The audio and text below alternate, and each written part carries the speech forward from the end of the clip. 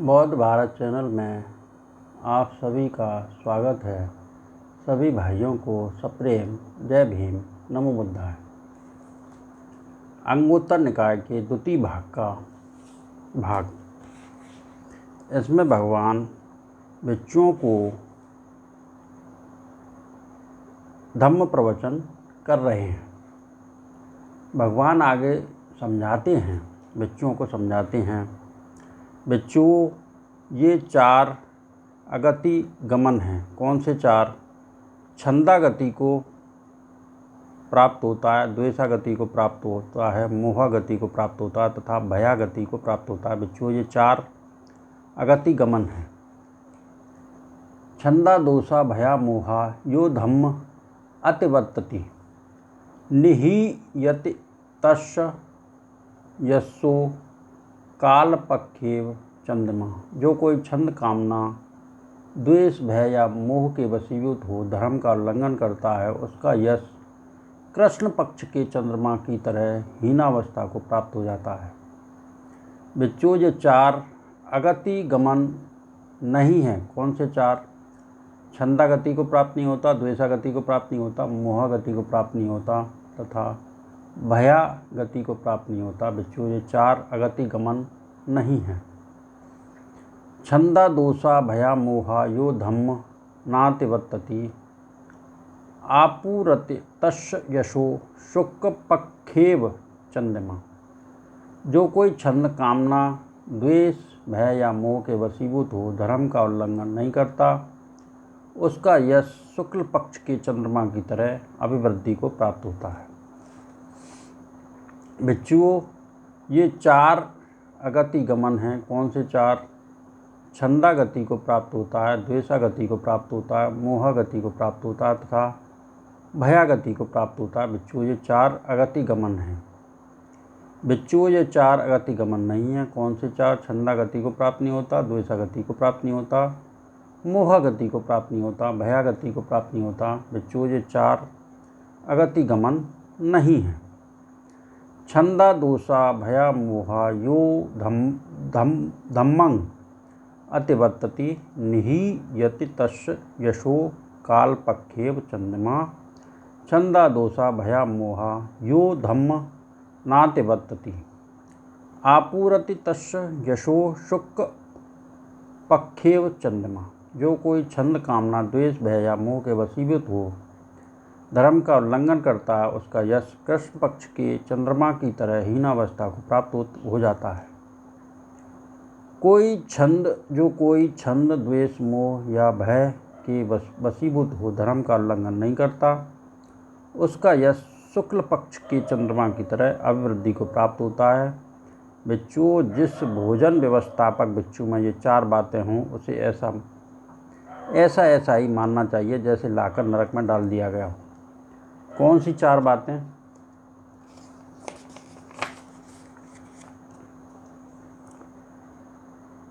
वह छंदागति को प्राप्त होता है, वह द्वेषागति को प्राप्त होता है, वह मोहागति को प्राप्त होता है, वह भयागति को प्राप्त होता है। भिक्षु जिस भोजन व्यवस्थापक भिक्षुओं में ये चार बातें हों, उसे ऐसा मानना चाहिए जैसे लाकर नरक में डाल दिया गया हो। भिक्षुओं जिस भोजन व्यवस्थापक भिक्षु में ये चार बातें ना हो, उसे ऐसा ही मानना चाहिए जैसे लाकर स्वर्ग में डाल दिया गया हो। कौन सी चार बातें? वह छंदागति को प्राप्त नहीं होता, वह द्वेषागति को प्राप्त नहीं होता, वह मोहागति को प्राप्त नहीं होता, वह भयागति को प्राप्त नहीं होता। भिक्षु जिस भोजन व्यवस्थापक भिक्षु में ये चार बातें हों, उसे ऐसा ही मानना चाहिए जैसे लाकर स्वर्ग में डाल दिया गया हो। ये केचु कामेषु असंयता जना अधम्म का होन्ति अधम्म गार्भा छंदा च दोषा च भया च गामिनो परशक्कसावो च पनेषवुच्यति एवं हि वुत्तं समणेन जानता तस्मा हि ते सत्पुरुषा प्रशंसया धम्मे ठिता येन करोन्ति पापकं न छंद दोषा न भया च गामिनो परसाय मंडो च पनेषवुच्यति एवं हि वुत्त समेण जानता। जो जन काम भोग के प्रति असंयत रहती हैं, अधार्मिक होती हैं, धर्म गौरव न करने वाले होते हैं, छंद द्वेष तथा भय के वशीभूत होने वाले होते हैं, वे परिषद के कलंक कहलाती हैं। जानकार श्रमण बुद्ध ने ऐसा कहा है। इसलिए अगतियों में न जाने वाले सत्पुरुष प्रशंसनीय हैं, जो धर्म में स्थित रहते हैं, जो पाप कर्म नहीं करते, जो छंद द्वेष और भय के वश में नहीं जाते, वे परिषद के अलंकार कहलाते हैं। यह जानकर श्रमण बुद्ध ने कहा है।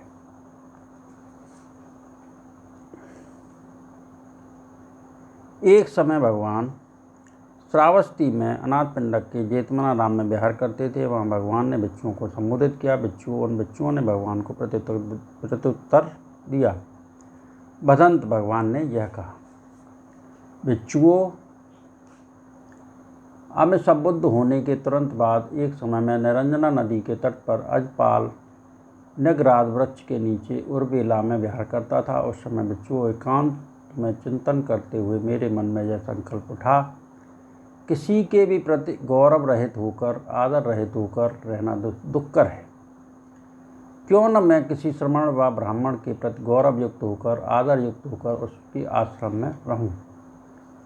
तब मेरे मन में यह हुआ कि मैं अपूर्व शील स्कंद की पूर्ति के लिए किसी श्रमण या ब्राह्मण के प्रति गौरव युक्त, आदर युक्त होकर उसके आश्रय में रहूं। किंतु मैं सदैव समार सब्रह्म लोक में सश्रमण सब्राह्मण, सदैव मनुष्य जनता प्रजा में किसी दूसरे ऐसे श्रमण या ब्राह्मण को नहीं देखता जो मेरी अपेक्षा अधिक शीलवान हो, जिसके प्रति गौरव युक्त होकर, आदर युक्त होकर मैं उसके आश्रय में रहूं।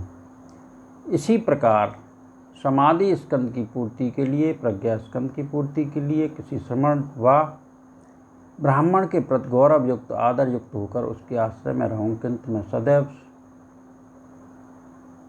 समार सब्रह्म लोक में सश्रमण सब्राह्मण, सदैव मनुष्य जनता प्रजा में किसी दूसरे ऐसे श्रमण या ब्राह्मण को नहीं देखता जो मेरी अपेक्षा अधिक शीलवान हो, जिसके प्रति गौरव युक्त होकर, आदर युक्त होकर मैं उसके आश्रय में रहूं। इसी प्रकार विमुक्ति स्कंद की पूर्ति के लिए किसी श्रमण व ब्राह्मण के प्रति गौरव युक्त, आदर युक्त होकर उसके आश्रय में रहूं। किंतु मैं सदैव समार सब्रह्म लोक में सश्रमण सब्राह्मण, सदैव मनुष्य जनता प्रजा में किसी दूसरे ऐसे श्रमण या ब्राह्मण को नहीं देखता जो मेरी अपेक्षा अधिक विमुक्तिमान हो, जिसके प्रति गौरव युक्त होकर, आदर युक्त होकर मैं उसके आश्रय में रहूं। तब भिक्षु, मेरे मन में यह हुआ कि जिस धर्म का मैंने ज्ञान प्राप्त किया है, उसी धर्म के प्रति गौरव युक्त होकर, आदर युक्त होकर उसके आश्रय में रहूं।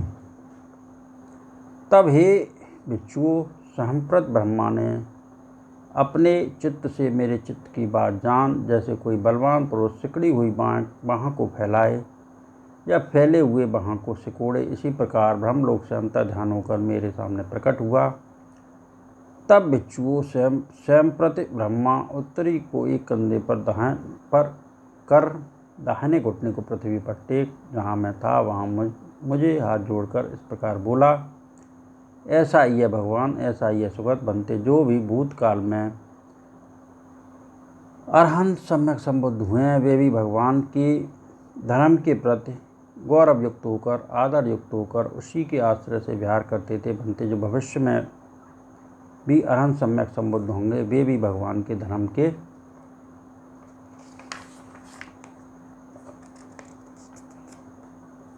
ही प्रति गौरव युक्त होकर, आदर युक्त होकर उसी के आश्रय से विहार करेंगे। बनते, भगवान भी इस समय अरहंत सम्यक संबुद्ध हैं। भगवान भी धर्म के प्रति गौरव युक्त होकर, आदर युक्त होकर उसी के आश्रय से विहार करें।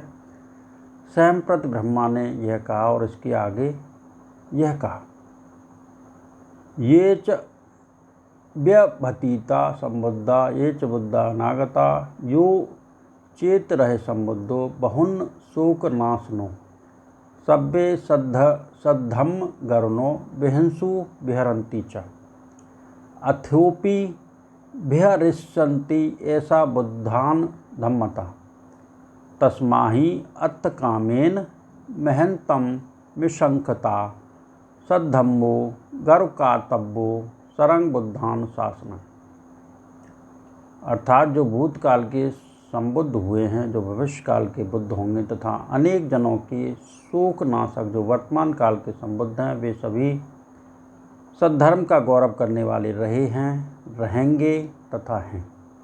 यही बुद्धों का स्वभाव है। इसलिए जो अर्थकामी हो, जिसकी महान आकांक्षा हो, उसे बुद्धों के शासन का स्मरण कर सद्धर्म के प्रति गौरव का भाव रखना चाहिए। बच्चों, संप्रत ब्रह्मा ने यह कहा और इसके अनंतर मुझे अभिवादन कर प्रदक्षिणा कर वहीं अंतर्ध्यान हो गया।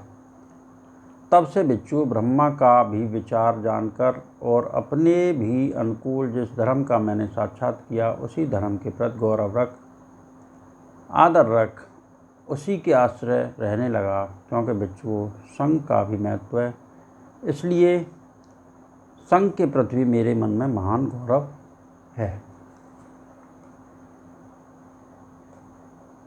आज इतना ही।